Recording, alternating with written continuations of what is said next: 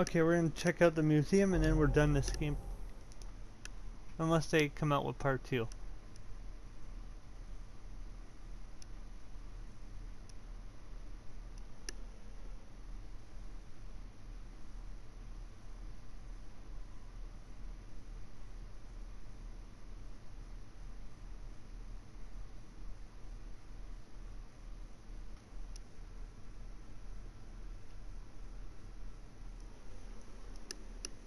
Loading.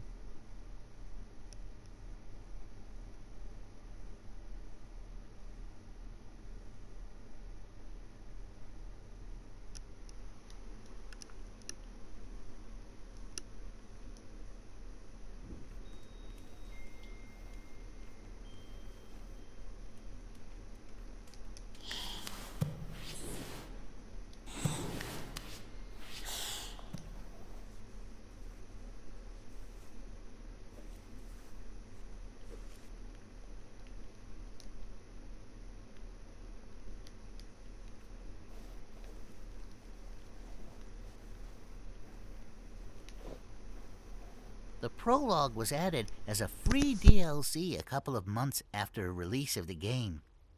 It was made in collaboration with some of our fans and made to elaborate a little bit on what went wrong with the parents' relationship. That the mother was not simply evil, but rather that relationships are tough and neither of the parents handled it well.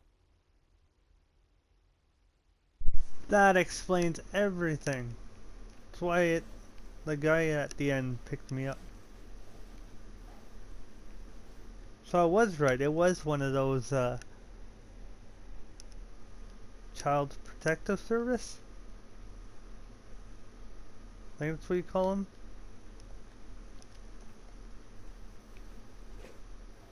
We wanted to approach the prologue.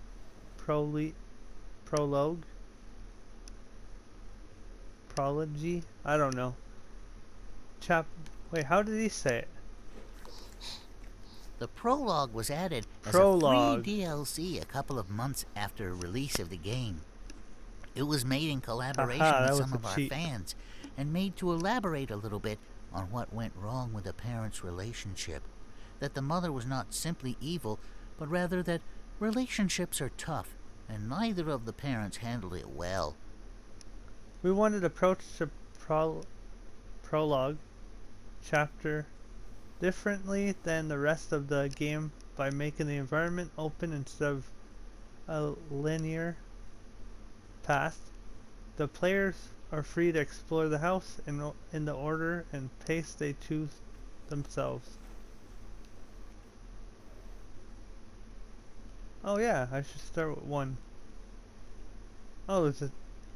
Oh, 5.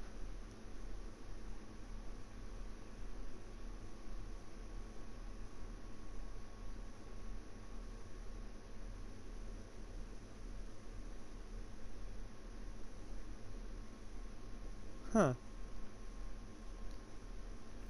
The game was very nicely made.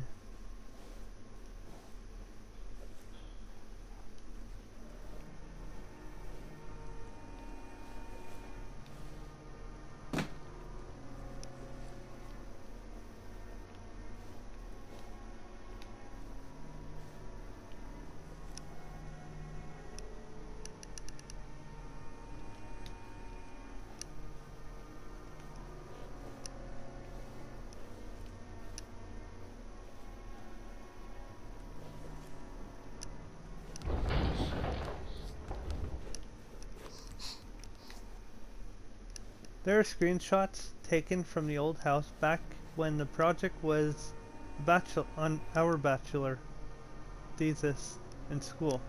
The idea behind the layout was pretty much similar, but we had a few deviations from the current one.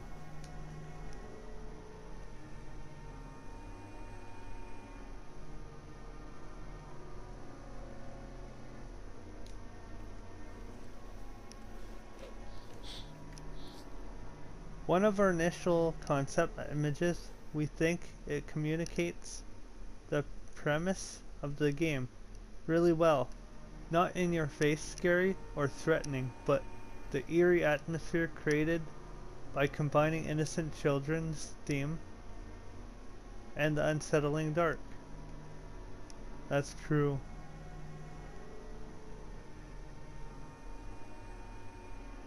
We had those creepy guys.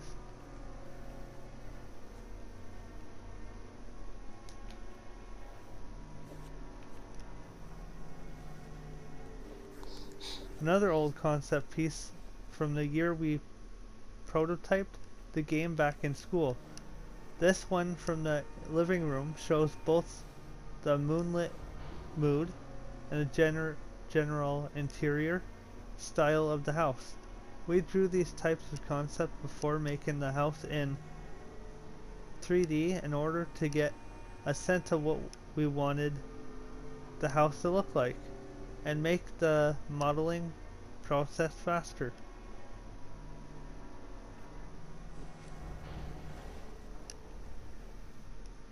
This is the very first concept image for Among the Sleep. Back then, the project was a little bit different and not as clearly defined, hence the focus was more on the physical monsters and a more adventure game type of feel. This image was drawn from the inspiration of the exact idea that gave birth to the concept.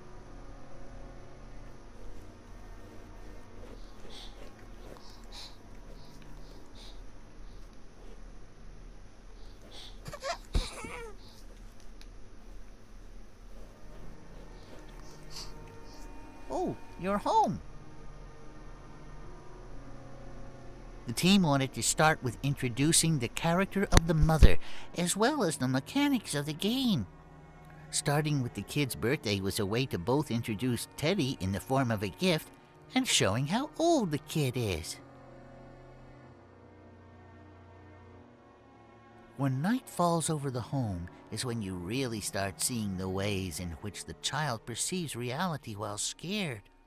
A large part of the game is based on how children see and interpret what's happening around them.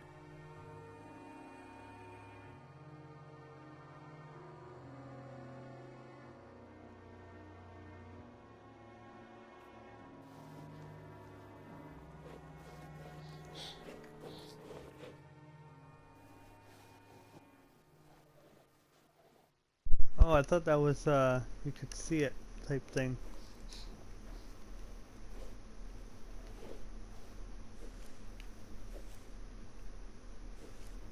Okay. Oh, I still have my teddy bear.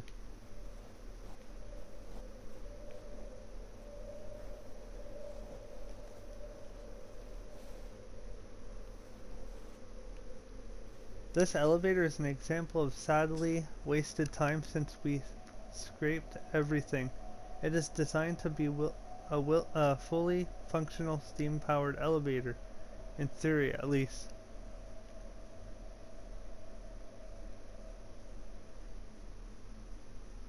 I don't remember that.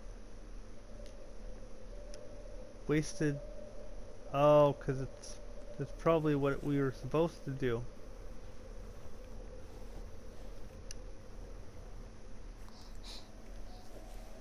So they probably took it out.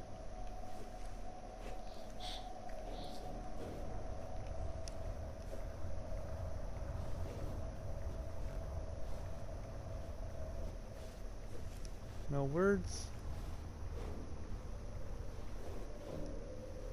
Old sketches for the layout and structure of the Scrape 6 chapter. These are concepts that showcase the mood and feel of what we wanted the last chapter of Among the Sleep to look like. The core idea was brass and bronze pipes and tubes lit up by fires on rocky surfaces, surrounded by completely pitch black darkness and void. There was also supposed to be a lot of machinery leading up to the old ending where the child would end up in a cauldron, deceived and tricked by the evil antagonist.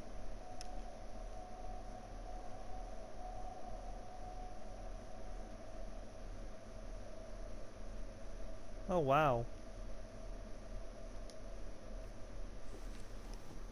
Let's go see the scrapped 6th chapter.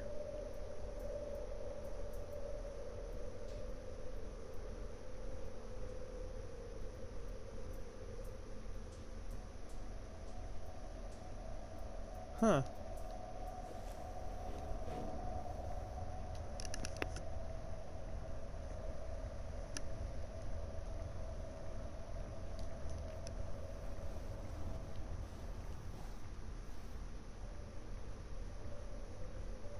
Oh, the elevator was gonna be in there.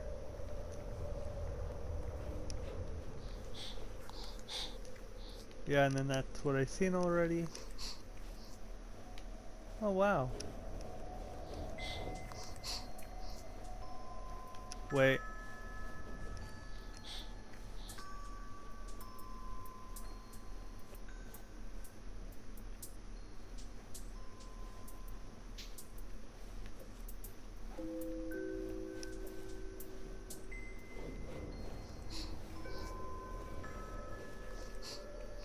Originally, the chase for the mom was a MacGuffin. You did not really find her, and the monsters used her to lure you further into the dreamlands. And we struggled for some time to make sense of this story, especially the playtesters were confused as the story ended without you seeing your mom again. Oh wow.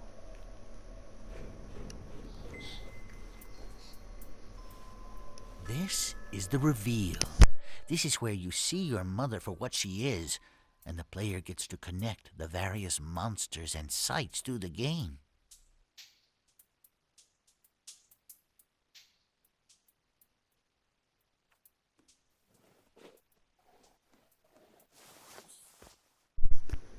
This one looks pretty fun.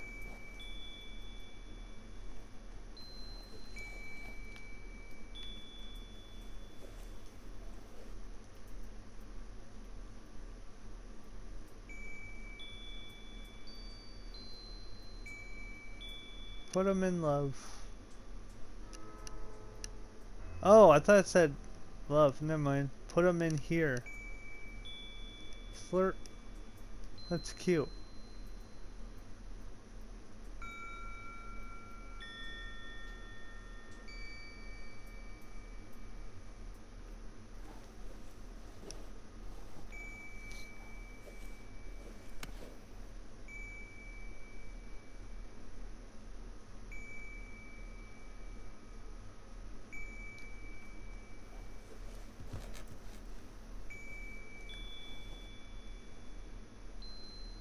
Oh, okay. That's what I already seen.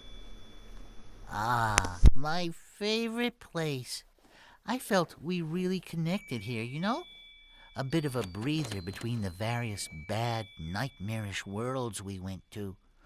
Also, I was able to talk a lot here, as elsewhere the developers were concerned about keeping the tension up and didn't want me to say too many things.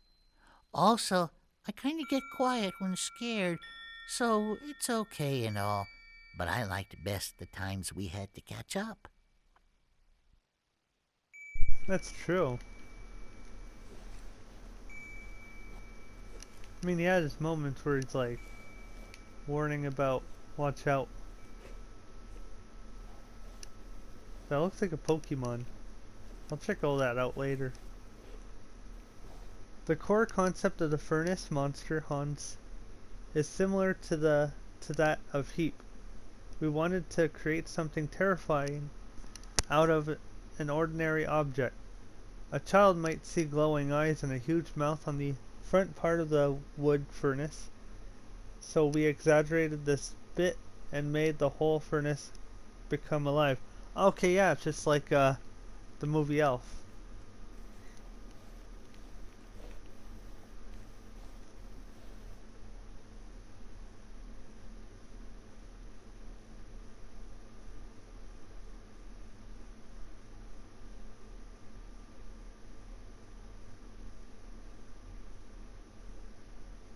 Yeah.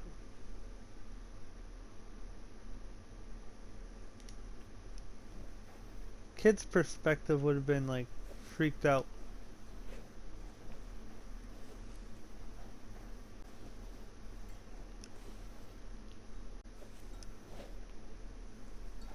Now this one is an old relic. The story and the story and particularly how the game ended was very different in the early days of production. Back then Teddy was the antagonist of the game.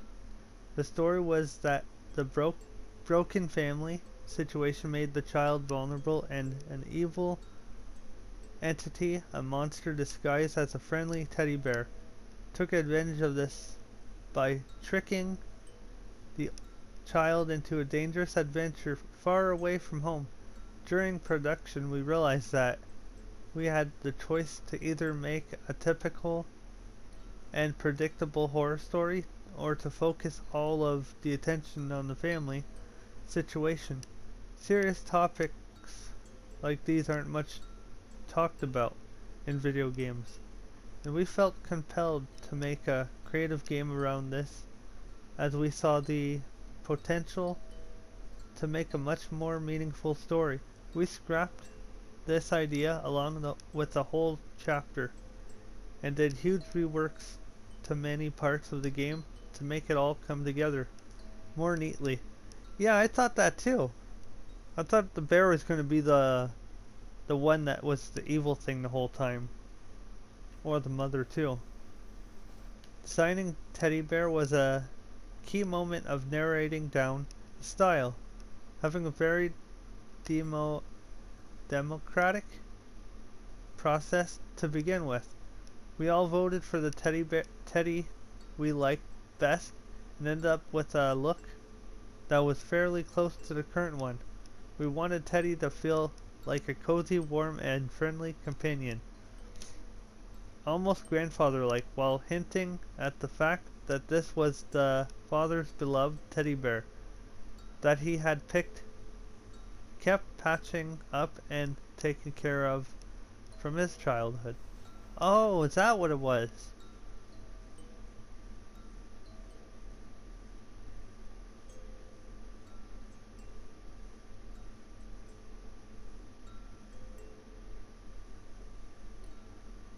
That's awesome.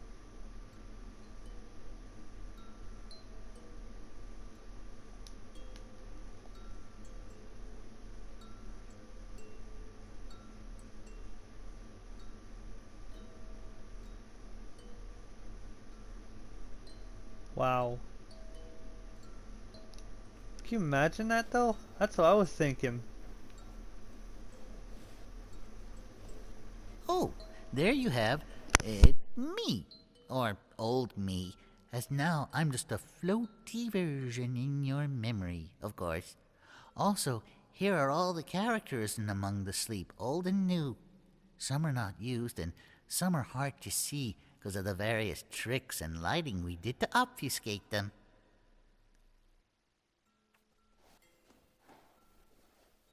Creepy.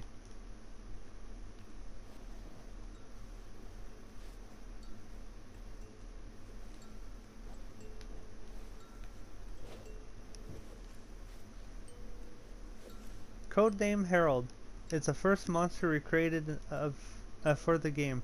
This was way back when the overall direction was schooled towards a more adventure game, as seen in the very first concept drawing made for the project. Harold was intended to be a physical monster in the first chapter. This worked well as a proof concept in the demo we made, but during production we realized that it really takes time to build suspense, which is crucial in making monsters feel appropriate and impactful. This is Heap, the coat monster found in the fourth chapter. The whole idea of the chapter is how scary ordinary objects can be in certain situations. When you don't see them clearly, we think everyone can relate to having seen the silhouette of something in a dark room and gradually becoming more and more terrified.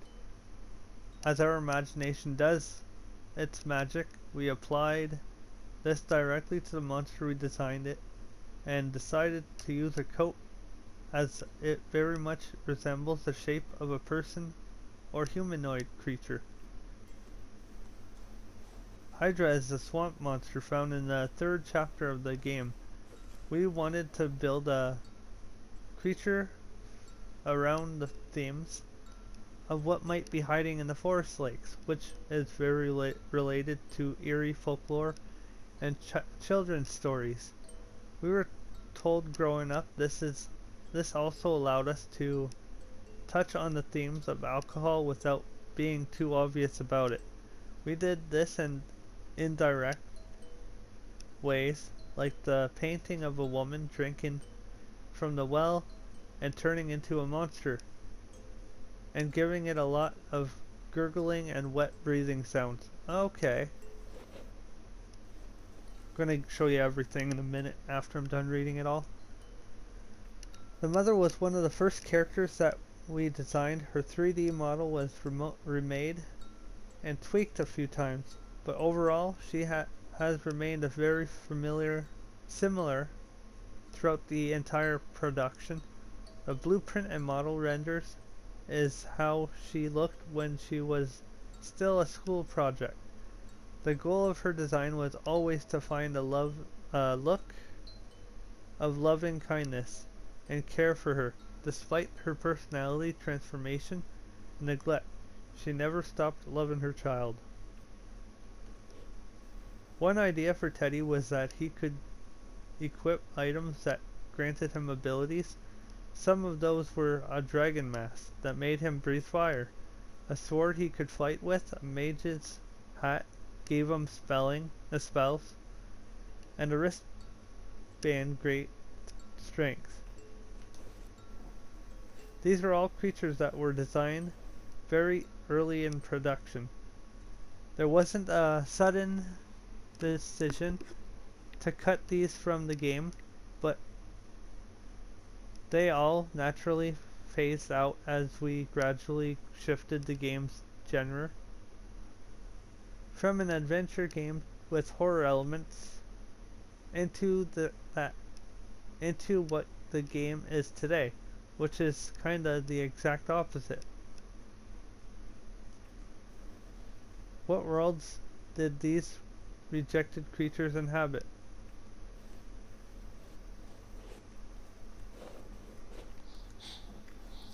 Only one teddy bear.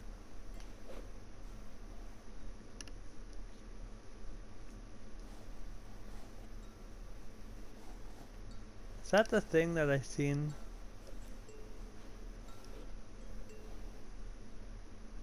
Oh wow.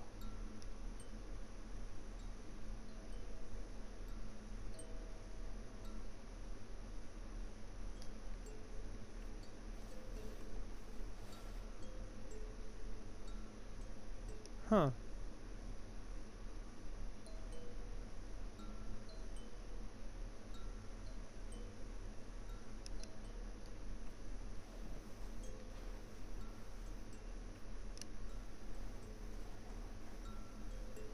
So that was supposed to be a monster?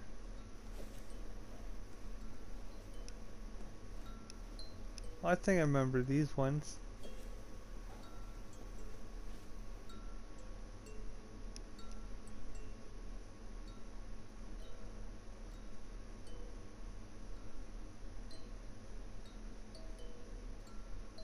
Oh, I think that was like the painting.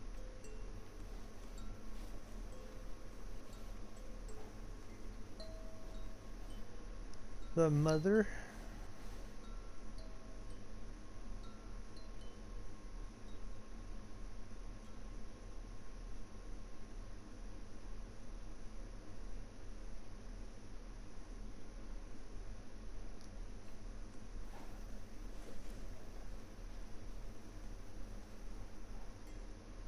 Oh, that's cute.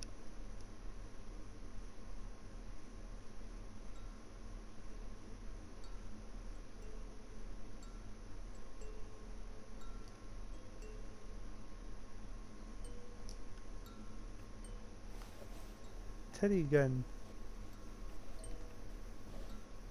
Sleep.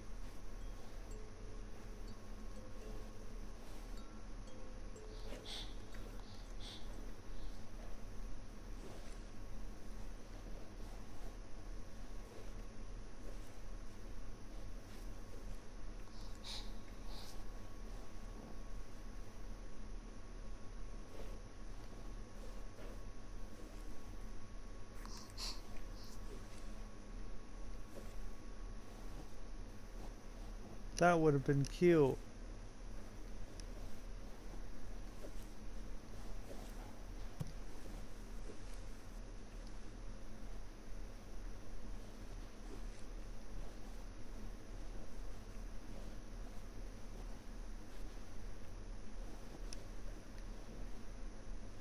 Our first environments reflected more on of an adventure or quest exploring an ominous and threatening world, yet more whimsical.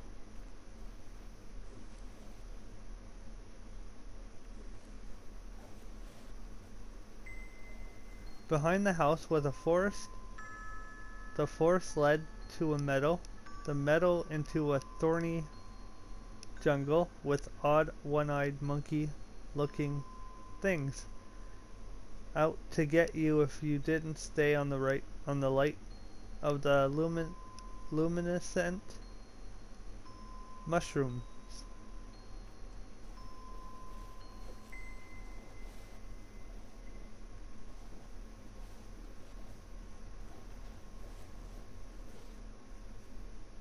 Huh.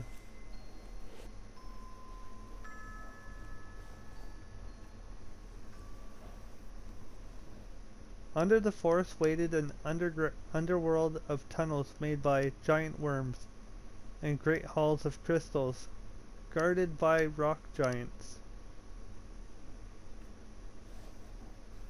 Oh my gosh.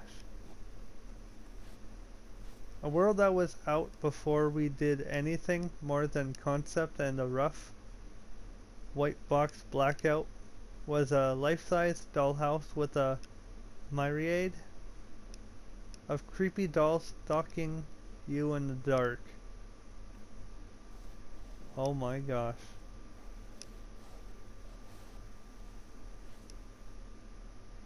So it would have been something of your nightmares.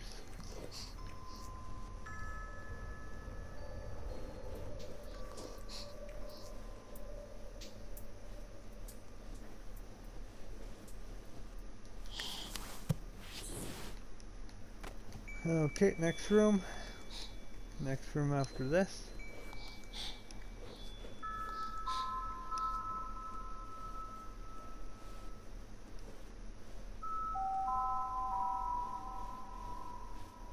More paint overs of screenshot to figure out how we want the visuals to end up. These are made after implementing simple white box geometry of the level. Most things in the game has changed a lot from the beginning of development, but one idea that persisted from when we started planning this chapter was a hallway with flickering lights, where a coat would appear and reappear in the distance. Here seen with an early concept, 2 blackout phases and the final. At one point during development, there was plans to have a boss battle with Heap, the coat monster. Found in this chapter, the child was supposed to be trapped in a room with it and had to remain hidden while solving a puzzle to be able to escape. Wow. A key element to this chapter was the claustrophobic feeling of narrow hallways covered with closet doors, and being trapped within these, we wanted to have lots of different objects everywhere that could play tricks on your perception of them in dim lighting. The star door has always been a central part of this chapter and has adapted and changed along the way with the many iterations of layout and other changes made during production.